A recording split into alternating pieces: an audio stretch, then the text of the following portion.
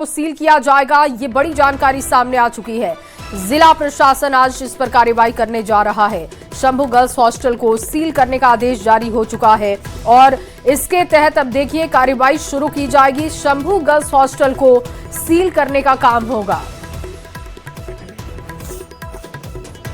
और इस वक्त की बड़ी खबर आपके सामने, नीट छात्रा संवेदना की मौत का मामला है और इस मामले में देखिए शंभू गर्ल्स हॉस्टल को लेकर बड़ी कार्रवाई अब शुरू कर दी गई है। जिला प्रशासन आज कार्रवाई करेगा और इस गर्ल्स हॉस्टल को सील करने का आदेश जारी किया जा चुका है। आपको बता दें कि नीट छात्रा संवेदना की यहां पर बेहोश होने की जानकारी मिली थी, जिसके बाद उसको हॉस्पिटलाइज करवाया गया था और उसकी मौत हुई थी। और उस मौत के बाद से शंभू गर्ल्स हॉस्टल को लेकर, यहां पर काम करने वाले लोगों को लेकर, बच्चियों की सुरक्षा को लेकर कई अहम सवाल उठाए गए। एक एक करके राज इस मामले में खुल रहे हैं और अब देखिए प्रशासन की तरफ से बड़ी कार्रवाई, सील किया जाएगा शंभू गर्ल्स हॉस्टल। इसको लेकर जानकारी आ चुकी है।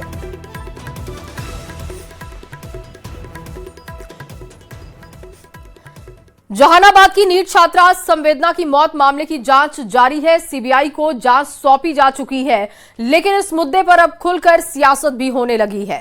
विधान परिषद में नेता प्रतिपक्ष राबड़ी देवी ने सीधे सीधे आरोप लगाया था कि इस कांड में कोई मंत्री या मंत्री का बेटा शामिल है और उसे बचाने के लिए लीपापोती के बाद जांच का जिम्मा सीबीआई को दिया गया, जिस पर गृह मंत्री सम्राट चौधरी ने भी बयान दिया।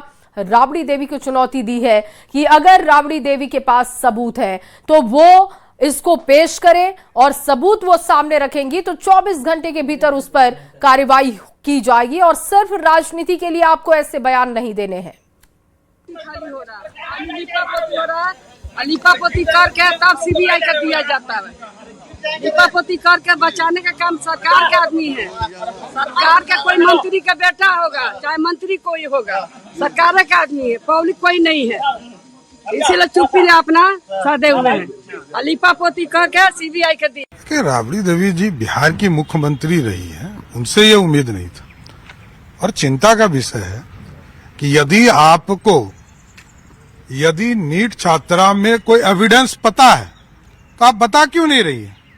यदि कोई मंत्री का बेटा या मंत्री इन्वॉल्व है, मैं गारंटी देता हूं, मैं बिहार में गृह मंत्रालय में नीतीश जी ने दिया है, मैं गारंटी देता हूं कि 24 घंटे के अंदर जेल में डालूंगा। लेकिन सिर्फ बयान देना, यदि आपका धर्म है तो आप अपना काम करें। तो देखिए संवेदना की मौत मामले पर लगातार सियासत अब खुलकर की जा रही है। राबड़ी देवी का कहना है कि इस मामले में लीपापोती इसलिए की गई क्योंकि इसमें कोई मंत्री का बेटा होगा या फिर कोई मंत्री शामिल होगा। हालांकि इसको चुनौती दी गई है गृह मंत्री सम्राट चौधरी की तरफ से। सम्राट चौधरी ने कहा कि अगर इस मामले में आपके पास कोई पुख्ता सबूत है तो आप पेश कीजिए और भरोसा दे रहा हूं कि 24 घंटे के भीतर कार्रवाई की जाएगी। लेकिन अगर आपको सिर्फ राजनीति करनी है, इस वजह से आप आरोप लगा रहे हैं, तो ये सही नहीं है। लेकिन राबड़ी देवी के बयान के बाद से अब सवाल ये भी उठाए जा रहे हैं कि आखिर राबड़ी देवी ने ऐसे बयान क्यों दिए? क्या कोई सबूत, कोई क्लू उनके पास है या फिर इस पूरे मामले को और तेजी देने के लिए इस तरीके के बयान उन्होंने दिए?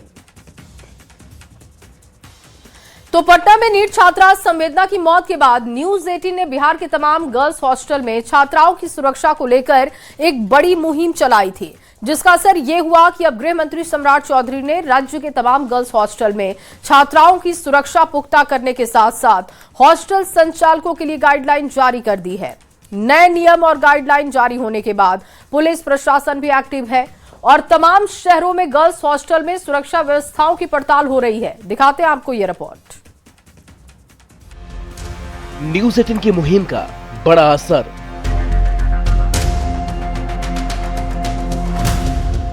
छात्राओं से छेड़खानी करने वालों की अब खैर नहीं।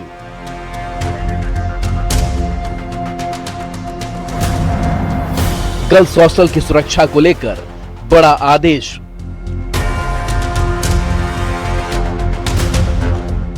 हॉस्टल की सुरक्षा को लेकर गाइडलाइन जारी।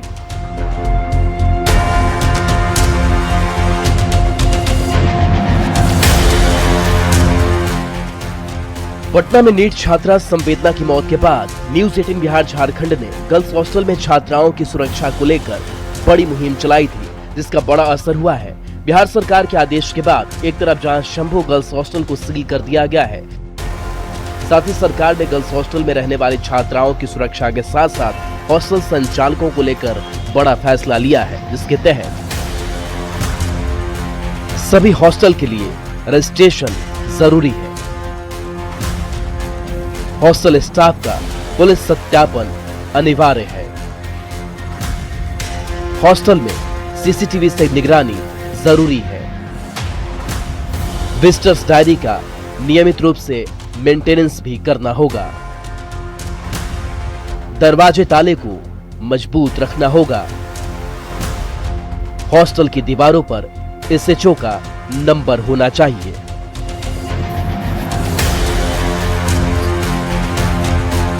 नए नियम और गाइडलाइन जारी होने के बाद प्रशासन भी एक्शन मोड में है। मुजफ्फरपुर में कई हॉस्टल की पड़ताल की गई और सुरक्षा व्यवस्था का जायजा लिया गया। मुजफ्फरपुर पुलिस ने भी इसको लेकर ऑपरेशन संकल्प की शुरुआत की है। इस वक्त आप देखेंगे मिठनपुरा इलाके में हॉस्टल, जो गर्ल्स हॉस्टल है, वहां पर टीम पहुंची है और जांच कर रही है, तमाम पड़ताल की जा रही है। महिला पुलिस है और तमाम पुलिस बल जो है यहाँ पर आए हैं और तमाम सुरक्षा मानकों को लेकर जिस तरीके से जो मानक तैयार किए गए हैं उस मानक पर हॉस्टल खड़े उतरते हैं कि नहीं उतरते हैं, किस तरह की व्यवस्थाएं की गई है। पुलिसकर्मी और तमाम जो पदाधिकारी है वह भी मौजूद है। प्रशासन ने सीधे चेतावनी दी है कि छात्राओं की सुरक्षा से खिलवाड़ करने वालों पर सख्त से सख्त कार्रवाई होगी। अगर आप गर्ल्स हॉस्टल या लॉज है तो आपका पंजीकरण होना अनिवार्य है। उसके अलावा जो भी स्टाफ हैं वहाँ के लॉज के या हॉस्टल के, उनका पुलिस के द्वारा सत्यापन आवश्यक रूप से किया जाएगा। गृह मंत्री सम्राट चौधरी के आदेश के बाद भागलपुर में भी प्रशासन की गश्ती देखने को मिली। सुंदरवती महिला कॉलेज एरिया के हॉस्टल संचालकों को नियम की कॉपी दी, साथ ही तमाम लॉज की मैपिंग भी की जा रही है। जितने भी यहाँ पे इस एरिया में लॉज और हॉस्टल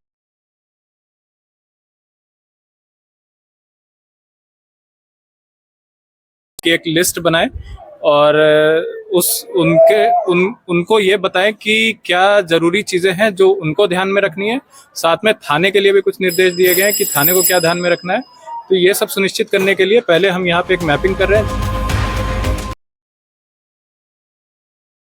इलाके में अगर पुलिस की गश्ती पड़ती है तो छात्राओं की सुरक्षा पुख्ता होगी और लड़कियां बेखौफ होकर कोचिंग करने जा सकेंगी। न्यूज़ 18 के लिए मुजफ्फरपुर से प्रियांक सौरभ और भागलपुर से आशीष रंजन की रिपोर्ट।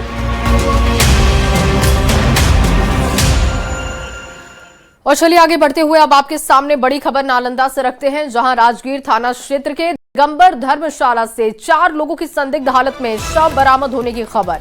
घटना की जानकारी मिलते ही पुलिस मौके पर पहुंची है। मामले की जांच पड़ताल शुरू की गई। बताया जा रहा है कि बेंगलुरु निवासी जीआर नागा अपने सदस्यों के साथ 31 जनवरी को धर्मशाला बुक करा चुके थे, जब से यहां पर वो रह रहे थे और आज पावापुरी घूमने के लिए उनका जाने का भी प्लान था, लेकिन शव और उनके साथियों का शव कमरे में पाया गया है और उसके बाद पुलिस इस पूरे मामले की तफ्तीश में जुटी हुई है। घटना में मृतकों में 2 महिला और 2 पुरुष बताए जा रहे हैं। और अगली बड़ी खबर आपके सामने अररिया से रखते हैं, जहां सीएसपी संचालक की गला रेतकर हत्या कर दी गई। बनेली नहर से मजहर का शव बरामद किया गया है। सीएसपी बनकर घर के लिए निकला था और गैड्डा पंचायत के शफीपुर गांव की ये घटना है। इस वक्त की बड़ी खबर आपके सामने, सीएसपी बनकर घर के लिए निकला था व्यक्ति और अब उसकी जान जाने की खबर आ रही है। गैड्डा पंचायत के शफीपुर गांव की ये घटना है। सतीश ज्यादा जानकारी के साथ जुड़ चुके हैं फोन लाइन पर। सतीश, क्या ये पूरा मामला है और कब की घटना है? अभी खबर पर अपडेट क्या है, विस्तार से बताइएगा। जी, दरअसल देखिए, सीएसपी संचालक है मोहम्मद मजहर, जो है अररिया नगर थाना क्षेत्र का गैरा पंचायत है, वहाँ सफी नगर जो गांव है वहाँ का रहने वाला है। और कल रात जो है ईदगाह चौक पर जो सीएसपी केंद्र था, 8 बजे रात में वह सीएसपी केंद्र बंद करके जो है घर की ओर निकलता है, लेकिन घर तक नहीं पहुंचता है। जो परिजन है लगातार खोजबीन करते हैं और आज जो है नहर किनारे जो है उसका शव जो है मोहम्मद मजहर का जो 30 वर्ष का है उसका शव नहर किनारे फेंका हुआ मिलता है, जिसके बाद परिजनों में आक्रोश है। घटनास्थल पर एसपी जितेंद्र कुमार समेत जितने भी पुलिस पदाधिकारी हैं पहुंचे हुए हैं और एफएसएल की टीम जांच करने के लिए वहां पहुंची हुई है कि आखिर मामला क्या है। अभी फोन पर एसपी जितेंद्र कुमार ने साफ तौर पर बताया है कि जो पोस्टमार्टम के लिए सबको भेजा जा रहा है। क्या उन्होंने किसी पर शक जाहिर किया है इस हत्या को लेकर? अभी तक यह स्पष्ट नहीं हो सका है। एसपी जितेंद्र कुमार ने कहा है कि 10 से 15 मिनट में वो पोस्टमार्टम पहुंच रहे हैं, वो स्टेटमेंट देंगे और जो एफएसएल की टीम है वो लगातार जांच कर रही है। और उन्होंने बताया है कि शाम तक जो है यह जो तस्वीर धुंधली अभी नजर आ रही है वो तस्वीर साफ हो जाएगी कि आखिर जो आरोपी है कौन है और किस मोटिव से जो है अज्ञात अपराधियों ने बहुत शुक्रिया आपका तमाम जानकारी के लिए सतीश। और चुनाव में हार पर राबड़ी देवी का बड़ा आरोप सामने आ चुका है। हमारा वोट चोरी किया गया, राबड़ी देवी का ये बयान आपको बता रहे हैं। हम लोग चुनाव जीत गए थे, विधायकों को खरीदने का भी उन्होंने आरोप लगा दिया है। देखिए बैक टू बैक उन्होंने 2 आरोप लगाए हैं। नीट छात्रा मौत मामले में गंभीर आरोप और इसके बाद अब देखिए वोट चोरी के आरोप भी राबड़ी देवी लगाती हुई देखी जा रही है। उनका कहना है कि चुनाव में हम लोग जीत चुके थे लेकिन वोट चोरी कर ली गई। हम लोग चुनाव जीत गए थे, विधायकों को खरीदने का भी उन्होंने आरोप लगाया है।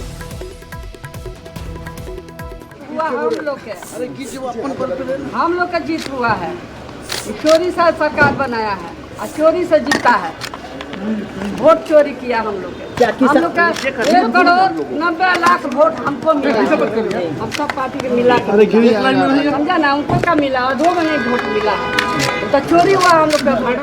वो तो 50 करोड़ रुपया दे के खरीदता है, 5-5 करोड़ दे के 10-10 करोड़ दे के नहीं महाराष्ट्र में क्या हुआ, सब जगह तो होता है हरियाणा। और टीआरई 4 को लेकर खबर है, शिक्षक बहाली का मामला लंबित पड़ा है और ऐसे में विधानसभा में आज ये मुद्दा उठा। माले विधायक संदीप सौरभ ने मांग की है कि सरकार जल्द से जल्द 1 लाख शिक्षक बहाली का विज्ञापन निकाले, जिसमें कंप्यूटर के 26,000 शिक्षकों का खाली पद भी शामिल हो। संदीप सौरभ ने कहा कि विज्ञापन में हो रही देरी को लेकर अभ्यर्थियों में भारी निराशा है। 16 फरवरी को पटना में आंदोलन का भी ऐलान हो चुका है। परीक्षा कैलेंडर में टीआरई 4 का जिक्र नहीं होने से अभ्यर्थियों में भारी निराशा और आक्रोश है। अतः कंप्यूटर साइंस के 26,000 पदों को जोड़ते हुए कुल 1 लाख रिक्त पदों पर डोमिसाइल नीति के साथ टीआरई 4 का विज्ञापन तत्काल जारी करने की मांग सरकार से करता हूं। बीपीएससी के वार्षिक परीक्षा कैलेंडर में टीआरई 4 का जिक्र नहीं होने से अभ्यर्थियों में। और वहीं बीजेपी के राष्ट्रीय प्रवक्ता सैयद शहनवाज हुसैन ने राबड़ी देवी के वोट चोरी वाले आरोप पर जोरदार पलटवार किया। उन्होंने कहा कि जनता ने एनडीए को इसलिए प्रचंड बहुमत से जिताया क्योंकि जनता बिहार में फिर से जंगल राज नहीं चाहती थी। साथ ही शहनवाज हुसैन ने राबड़ी देवी को आत्मचिंतन करने की सलाह दी। और लालू परिवार को ये मालूम नहीं है कि जनता हम लोगों के साथ है। जब वो हार जाते हैं तो हार का ठिकरा नीतीश कुमार जी जेडीयू और बीजेपी पे फोड़ते हैं। उनको मालूम होना चाहिए कि बिहार के लोग जंगल राज पार्ट 2 की वापसी नहीं चाहते थे।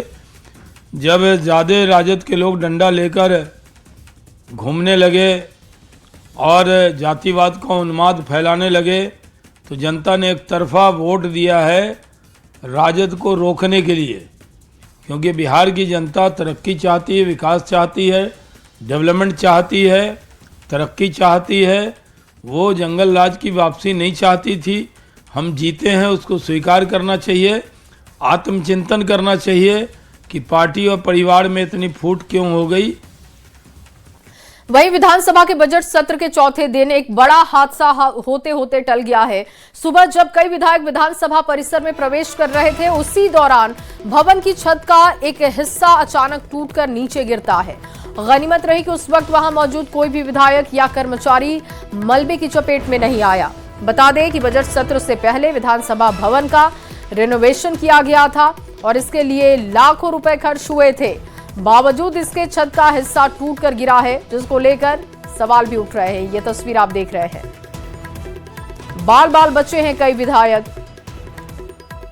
कहा जा रहा है कि बजट शुरू होने से पहले रिनोवेशन का काम हुआ था, लेकिन अब देखिए जब एक हिस्सा टूटकर नीचे गिरा, जिसकी वजह से एक हादसा होते होते टला है, तो सवाल गुणवत्ता को लेकर भी उठे। हालांकि गनीमत ये रही कि कोई भी कर्मचारी, कोई भी स्टाफ या कोई विधायक इसकी चपेट में नहीं आया है, किसी को चोट नहीं लगी है। और लाखों खर्च करके इसका रेनोवेशन का काम कराया गया था। निर्माण गुणवत्ता को लेकर अब सवाल उठाए जा रहे हैं।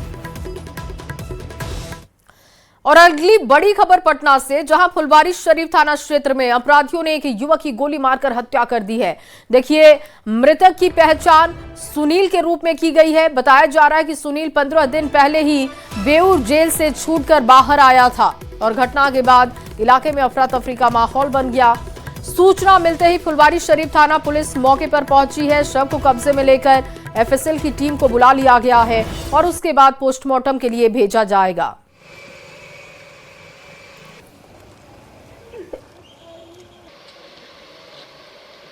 फुलवारीशरीफ थाना को यह सूचना प्राप्त हुई कि ऊपरपुरा गांव के विकास विहार कॉलोनी में एक व्यक्ति को गोली मारी गई है। पुलिस घटना स्थल पर पहुंची, जहां एक व्यक्ति का शव पड़ा हुआ है। घटना स्थल पर एफएसएल टीम को बुलाया गया है।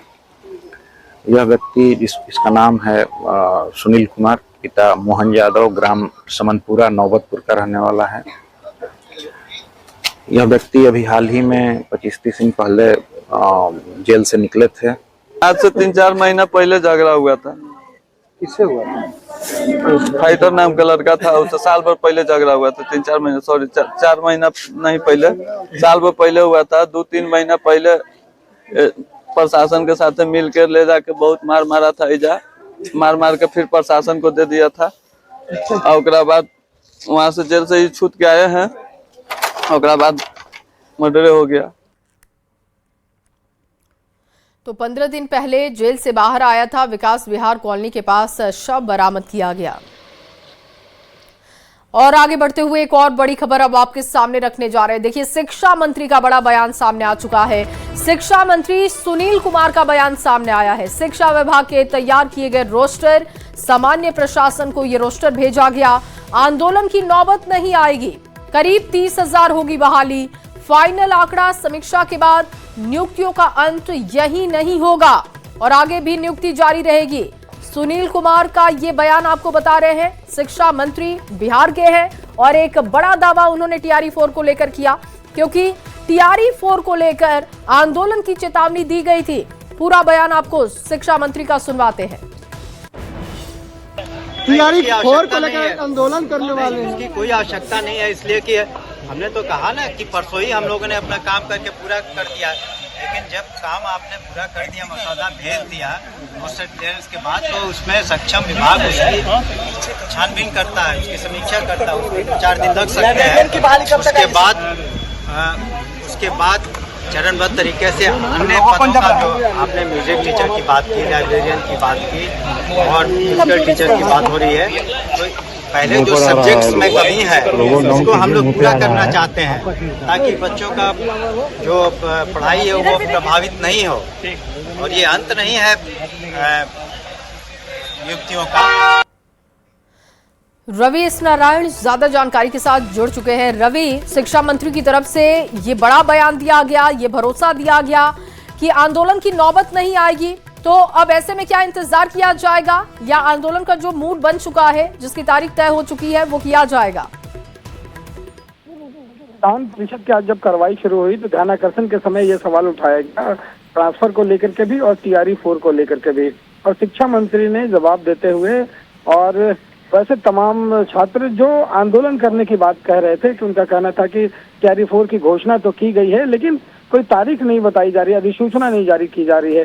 इस पर लेकर के शिक्षा मंत्री ने साफ तौर पर कहा है कि जो भी यहाँ पे रिपोर्ट है, जो भी रोस्टर है, वो सामान्य प्रशासन विभाग को भेज दिया गया है और सामान्य प्रशासन विभाग जो है वो सारी चीजों की जांच कर रहा है। उसे जांच करने में कुछ दिन का वक्त लगता है जी। तो कुछ दिन के वक्त लगने के बाद जो है ये इसकी घोषणा कर दी जाएगी।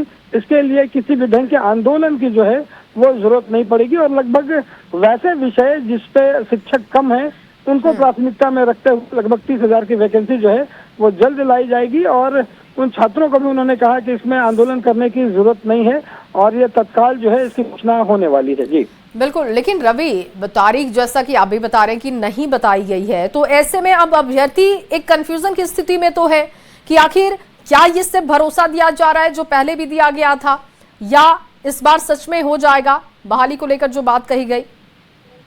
जी देखिए, छात्रों का जो मांग है उनका कहना साफ तौर पर है कि ये घोषणा की गई, मुख्यमंत्री के द्वारा की गई और तमाम शिक्षा मंत्री ने बार बार कहा है कि हाँ TRE 4 जो है वो जल्द आने वाला है, लेकिन 1 महीना गुजरने के बाद भी तारीखों की आखिर घोषणा क्यों नहीं होती।